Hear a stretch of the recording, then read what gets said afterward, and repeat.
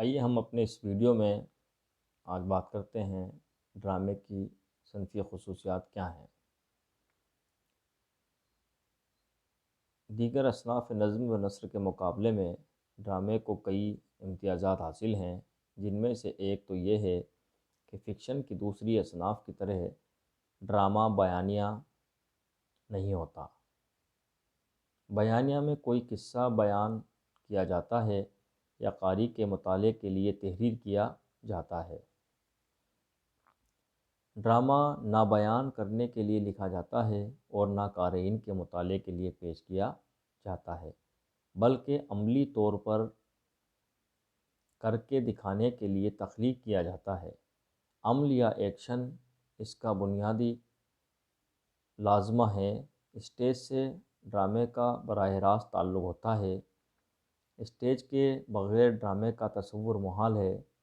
اس لیے drama نویس stage, ماحول، کردار اور موقع محل کو پیش نظر رکھتے ہوئے ہر کردار کی حیثیت و مرتبے کو لحاظ سے ڈرامہ اور اس کے مکالمے قلم بند کرتا ہے۔ جہاں تک ڈرامے کی صنفی خصوصیات کا تعلق ہے، اس میں تین وحدتوں، وحدت زمان یونٹی آف ٹائم، وحدت مکان یونٹی آف پلیس اور وحدت عمل یونٹی آف ایکشن غیر معمولی اہمیت حاصل ہے۔ پہلی ہے وحدت زمان۔ یہ کیا ہے؟ ڈرامے کی کہانی 500 سال قدیم بھی ہو سکتی ہے اور چند سال پہلے کی بھی ہو سکتی ہے۔ نیز ایک زمانہ وہ ہوتا ہے جب کسی کہانی کو اسٹیج کیا جا رہا ہو۔ ڈرامے کی کہانی کئی برسوں پر محیط ہو سکتی ہے یا چند مہینوں کے عرصے پر بھی، لیکن ڈرامہ نگار کو اس بات کا خیال رکھنا ضروری ہوتا ہے کہ کتنی بھی لمبی کہانی کم سے کم گھنٹے، 2 گھنٹے یا زیادہ سے زیادہ 4 گھنٹوں میں ختم ہو جائے۔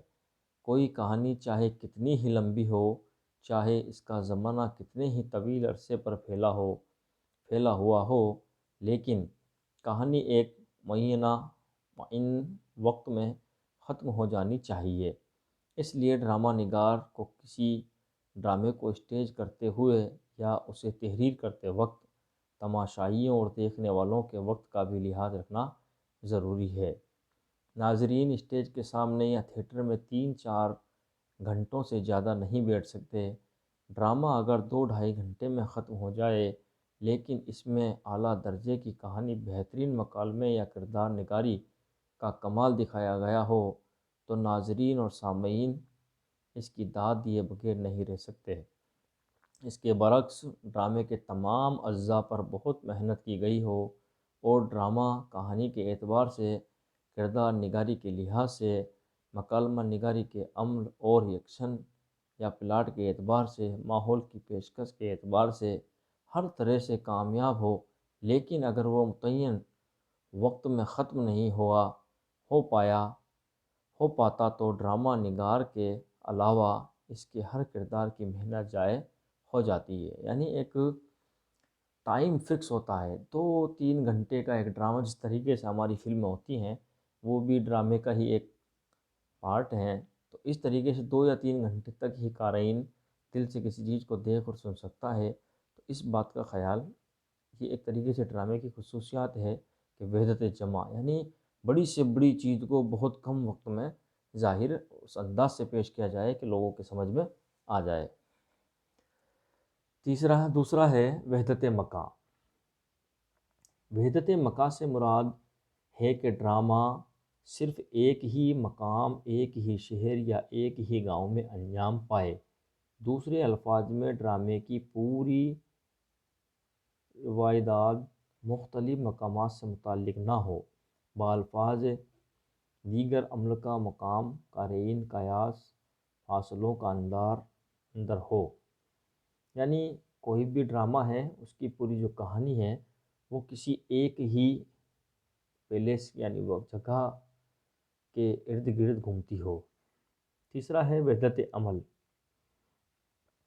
وحدت عمل سے مراد یہ ہے کہ ڈرامے میں جو عمل پیش کیا جائے وہ واحد اور مکمل ہو، نیز عمل کردار کے مطابق ہو۔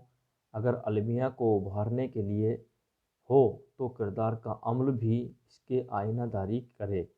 بالفاظ دیگر ڈرامے میں ضمنی پلاٹ نہیں ہونے چاہیے۔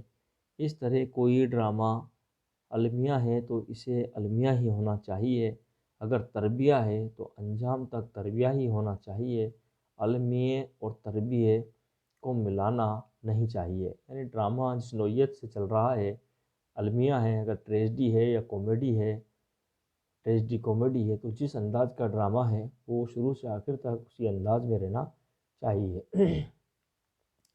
ان وحدتوں کو ملحوظ رکھنے سے ڈرامے میں وحدت خیال اور وحدت تاثر پیدا ہوتا ہے، تاہم بعض جدید ڈرامہ نگاروں نے ان وحدتوں سے انحراف بھی کیا ہے۔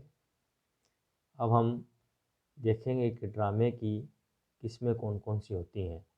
اس کا جائزہ ہم اپنے اگلی ویڈیو میں لیں گے۔